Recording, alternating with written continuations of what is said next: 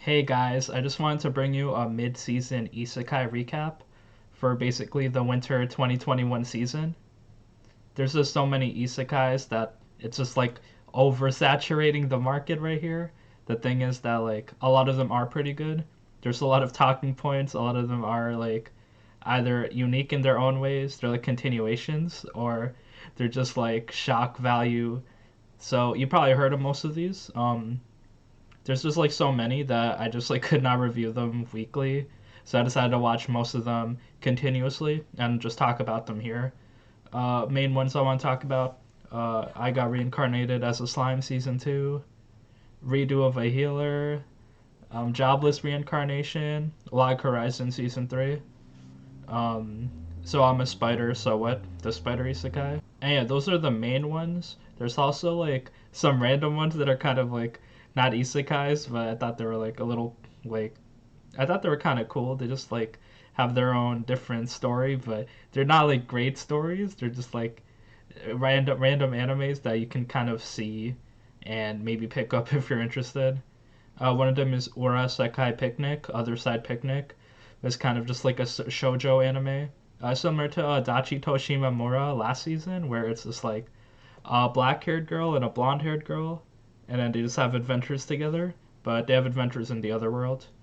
Also, they're in college, so if you are tired of high school anime, hey, there's some college characters. There's also LBX girls, which I do not recommend to be honest, but it's basically an isekai featuring girls in mechas. So basically, a girl gets like she's like in some museum looking at like these Gundam figurines or something, and then like they're not Gundams, but they're like the LBX or whatever. And anyway, she gets isekai'd into the LBX world, so she controls a mecha and she's with like a squad of girls in some kind of like Japan filled with like a bunch of robotic monsters. So yeah, if those are up your alley, hey, check those out. But yeah, I'll start talking about the main shows. So yeah, let's get started with Slime season 2, which is I really like season 1, and honestly season 2 was so fun. I wasn't like so far I wasn't really expecting much. I was just like, oh, Slime, more fan service, more like Rimuru being overpowered. But like I mean that's what happened, but the thing is like they're making the story pretty nice. Basically, like you know how Rimuru has his like monster kingdom. He's strengthening the kingdom, which is pretty cool. Like that's part of the main things I liked how Rimuru was interacting with like the blacksmiths, the like food makers, like all the like the lizard people and the ogres. They all just work together to have like a big community. So then he has like the animal kingdom as well. They're like these they send these diplomats. It's like this big snake waifu and some other waifu, but they're just like animal waifus, and then they like to drink alcohol.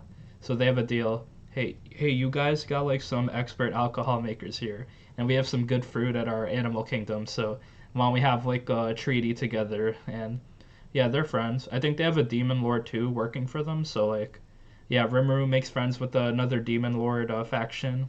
You remember how Milim was there? So yeah, we don't see Milim yet in the first 6 episodes, but it's like kind of implied that she's in a war with someone. So yeah, Milim might come through somehow.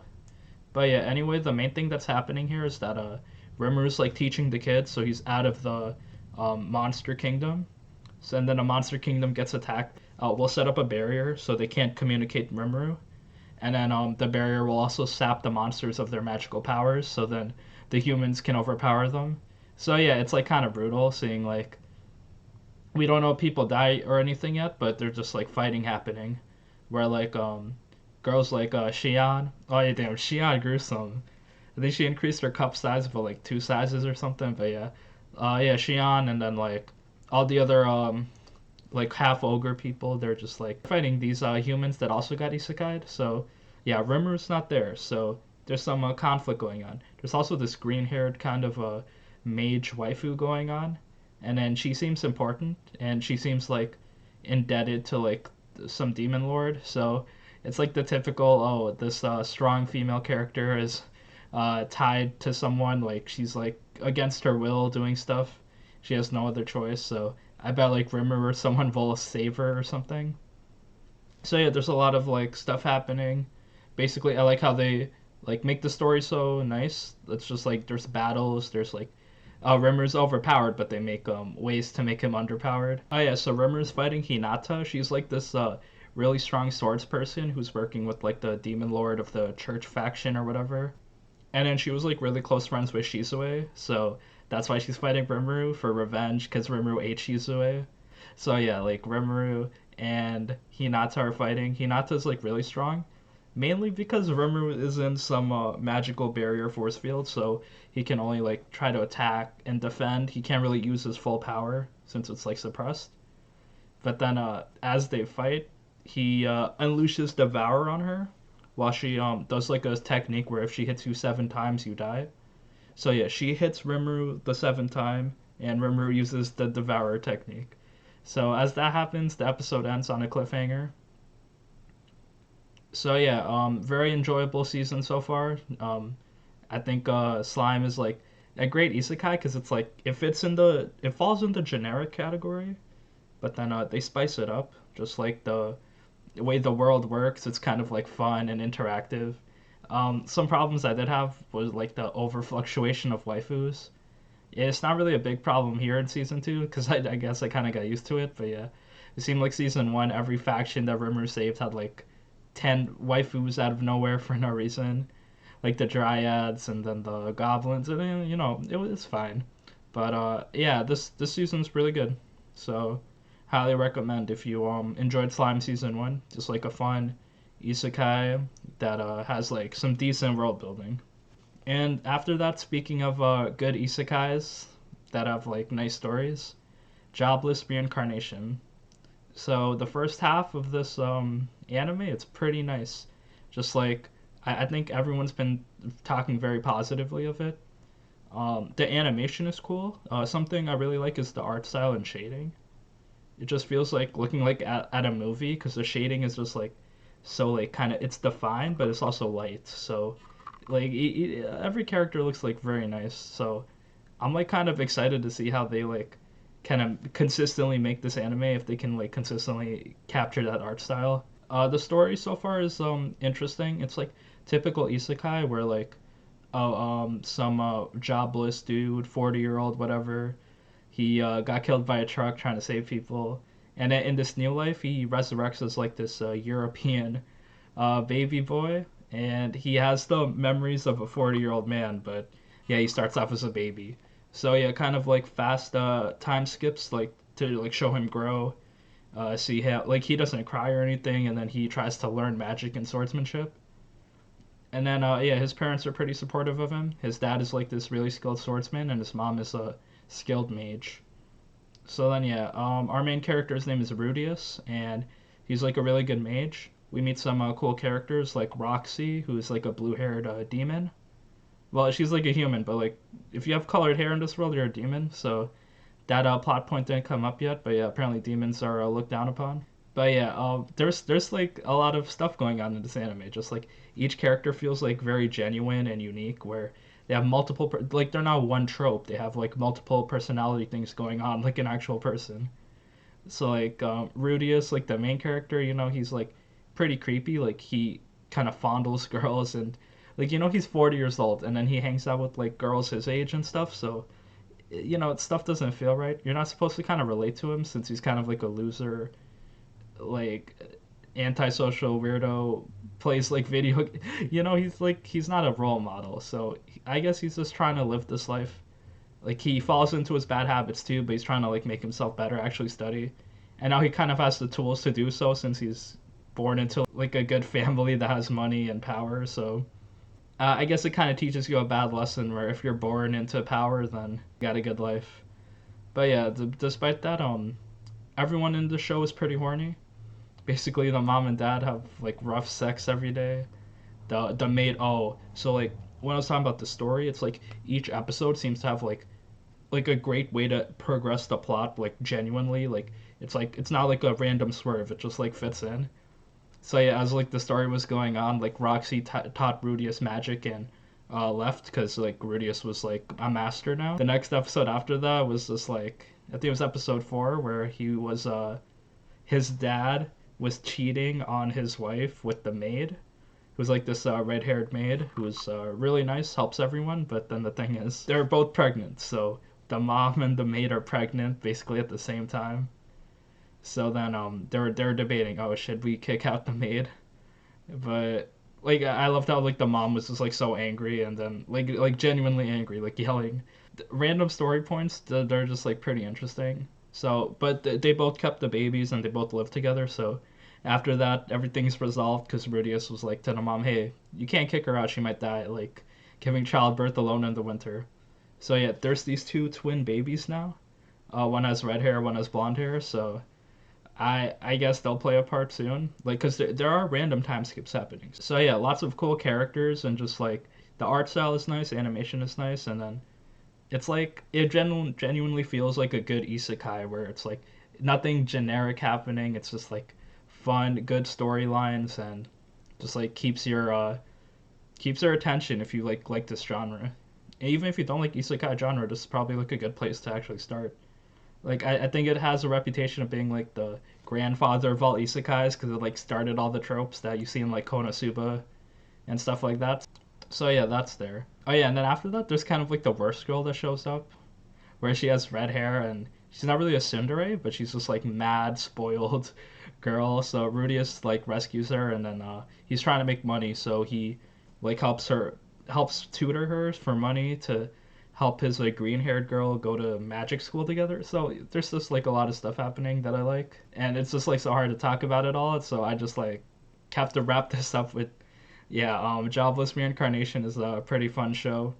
Like the story is very strong compared to like just generic isekai stories. And after talking about those two animes that are like great type of isekai stories, let's talk about one that's not a great story but very shocking. So Redo of a Healer. So first half of the season, I think there's not much to say because everyone already like talks about it. Like everything has been said. But real quick, it's kind of a revenge story, but it has like a big hentai plot line, so it's really hard to take seriously. So I'll say one thing. The fact that they use shock value in the first like episode or whatever to like I guess grab people's attention, like that was well done. It's like good job. Now I'm stuck watching this show. But besides that, I'll be like extra critical because yeah, shows that use shock value in the first few episodes, or even in the first episode, it's like now you have to carry that energy, or else like if you drop the ball, then I will not care about it anymore. But yeah, basically it's about a dude. He got isekai'd and now he's like a mage that can heal people. So I guess that's his only ability. And then he joins the kingdom because they want heroes, and then they drug him up and abuse him. So why did they do this? Well, I guess the people in the kingdom are evil. It's kind of like a Kame ga Kill, where the rich, like noble people in the kingdom are evil, but at least that one like kind of like the world felt genuine. Here, it just felt like people are caricatures. They're evil just to be evil, and yeah, they abuse everyone. If you're not part of the kingdom, you're probably just gonna like get taxed, attacked, like enslaved. So yeah, they enslaved like the animal people. So that plot point is there, similar to Shield Hero. But yeah, this dude is like he thought he would be like a isekai hero, and now he's just like getting drugged by the princess, which is Flare, this pink haired girl. So a lot of CBT. Also, this is where the hentai pollen comes in. So apparently the nut of the heroes gives you powers, like makes you stronger.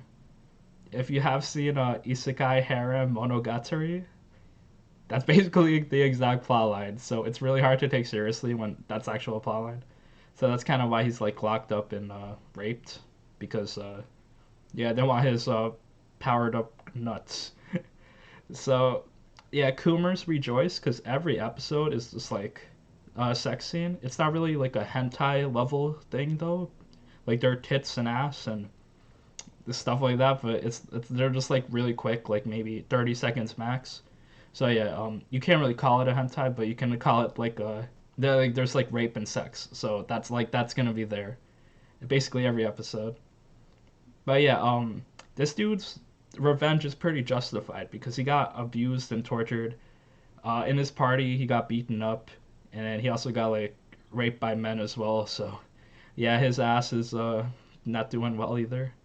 But then yeah, he the reason it's called Redo of a Healer is because he finds the Demon Lord. Basically, they first episode they fast forward to the last mission, and he lets his party die, and then he defeats the Demon Lord, takes her power, like she has a crystal, and he uses his power on her power to like redo the world. Like he casts heal on the world to redo it. The way his power works, it's not really just healing. When he heals you, he like takes all your experiences. So if you're like have some fucked up shit happening, like some traumatic stuff, he experiences that. So that kind of like breaks him mentally in the beginning until he gets used to it. But yeah, so he can take your experiences. So this is how he kind of makes his escape. He takes some alchemist experiences earlier. Since he like went back in time, now he's doing this. So now he has like the power of like healing alchemy. So he can basically change the shape of stuff, like change his face, change people's memories. So that's the main plot. He can mind break people now. So yeah, he gets his revenge on Flare, first of all, the girl that was like doing most of the abuse. I really like the first revenge thing because like it was like pretty satisfying. So he breaks her fingers one by one, and he's like, if you stop screaming, if you don't scream, I'll stop doing this. I'll let you go. So yeah, he breaks 9 of her fingers. As he's about to break the 10th one, the 10th Yubi, as Korone would say, he casts heal on the fingers again, so they're all fine, and now he cracks them again. It's like Josuke using Crazy Diamond to heal you and beat you up again. Like that's basically super torture that's gonna go on forever. So she succeeds, and then he rapes her. So yeah, he gets his revenge, and then after that, after he has his way with her, he changes her face, mind breaks her, and now she's part of his party. So he changes his name to Karegaru Sama. So he's Karegaru, I think that's how you pronounce it. And then I forgot her name. Her name is Flare, but I forgot her. I should look this up.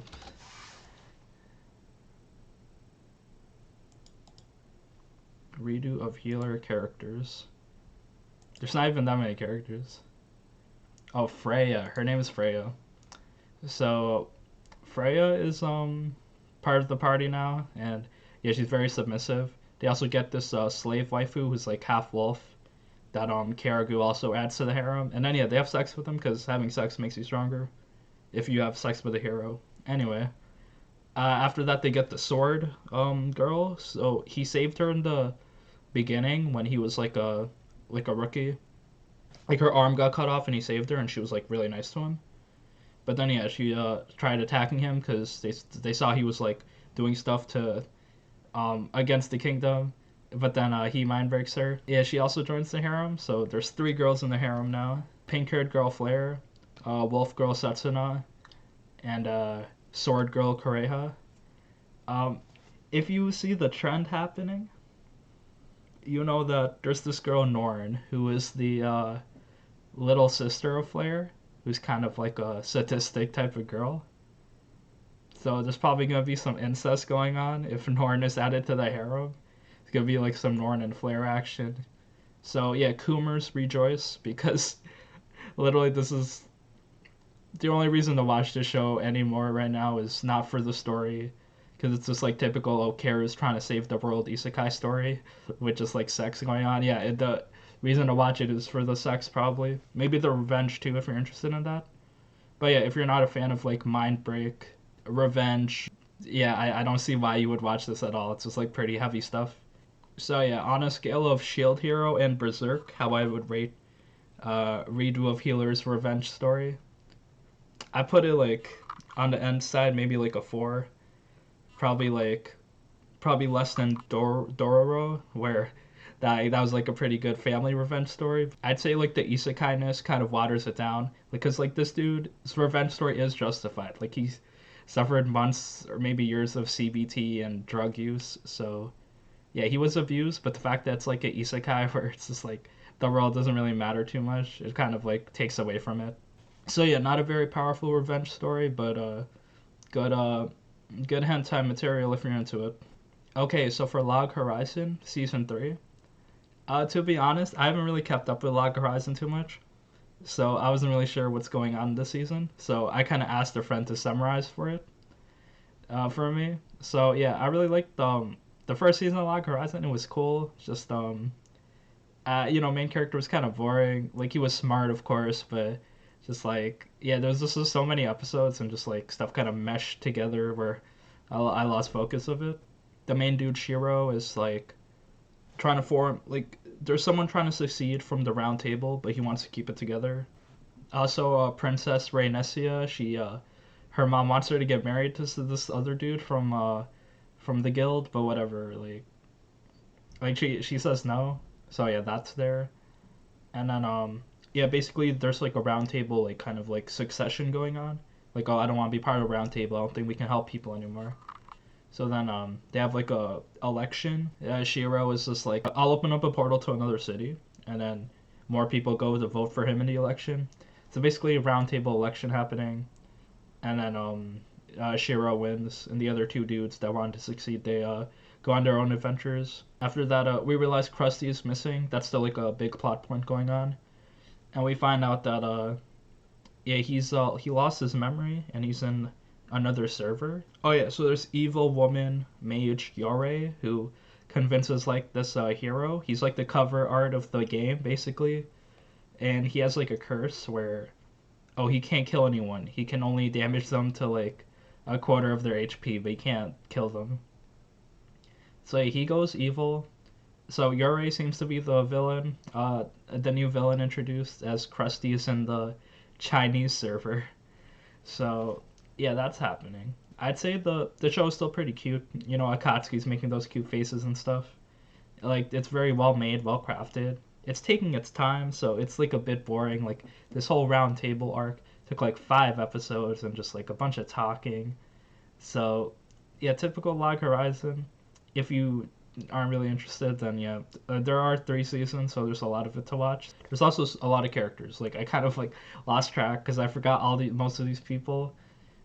There's just like yeah, all those guild people, everyone they saved. So yeah, there was like a cute puppet show to end episode 6 that like kind of recapped Krusty's time in the Chinese server. I'd say it's like not my favorite isekai, but hey, season 3 Log Horizon, you know. If you want more Log Horizon, there you go. Okay, and then to end it off, we got So I'm a Spider, So What? I don't really know too much about this show. I know it's like it was very popular, like the light novel or whatever, because I saw on Reddit just like so many kind of conversations and upvotes on this anime, but now it kind of died down. Because when I was watching the anime, there's just so much CGI, which I don't really blame them because animating like an actual like kind of spider that has like good movements and personality, it's probably pretty hard to do by hand.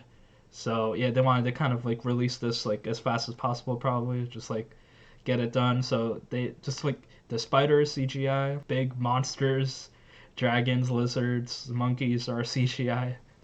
So it's like very painful to watch. But yeah, this anime is basically about the spider. So it's different from the slime anime because it's like a whole school gets isekai of 30 kids, and then this kind of bullied girl, Shiraiori, she reincarnates as a spider, while all the other classmates are together, just like isekai as like kind of knights, heroes. One of the girls is like a bully fae who's like a dragon, so she's like kind of like this baby dragon. But yeah, they're isekai into like whatever. Like their teacher is also there, so it's like kind of interesting. Like they have some story being set up. The humor is classic isekai humor. Like oh haha punchline, you've seen it. It's not terrible. I just say like the CGI and animation just like takes away so much. But besides that, a lot of like staleness, just because the spider main character, she's cute, but nah, I won't say she's cute because her voice is really annoying. It's like every episode's like high pitched screeching, like oh I did it or I found this out. Just like yeah we get it. And then she fights monsters in a cave basically. There's also some humans that come into her cave. So like there's like bugs, lizard, lava, monkeys, poison. She basically like kills it, powers up, similar to like that isekai with the VR MMO with the defense girl, where she just like eats stuff to get their power. It's like kind of like that. So yeah, the spider is powering up.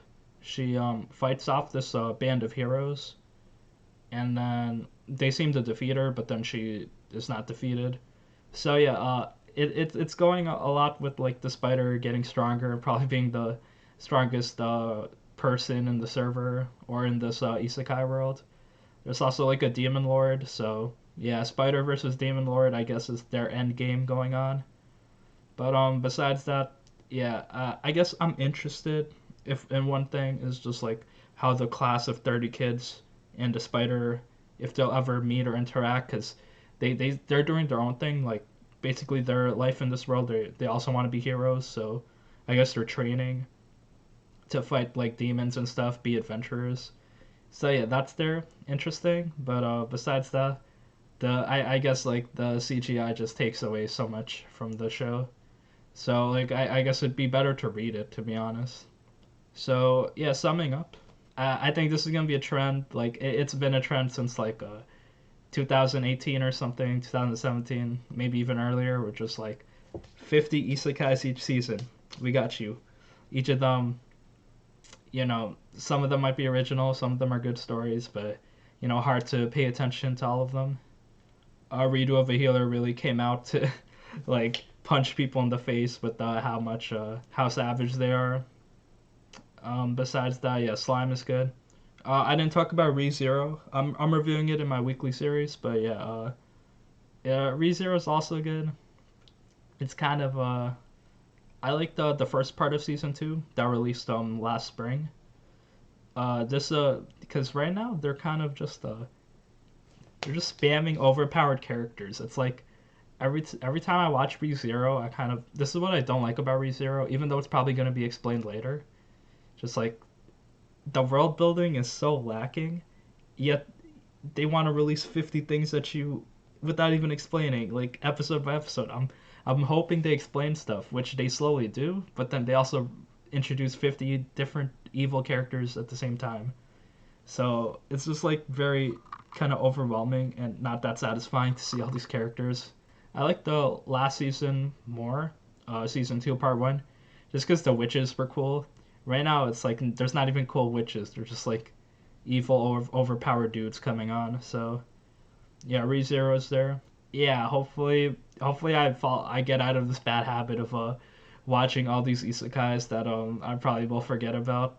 So I might just limit myself to just zero isekais for 2 seasons. All right, zero isekais, and then I'll cool down my isekai burnt outness and can watch 50 isekais again.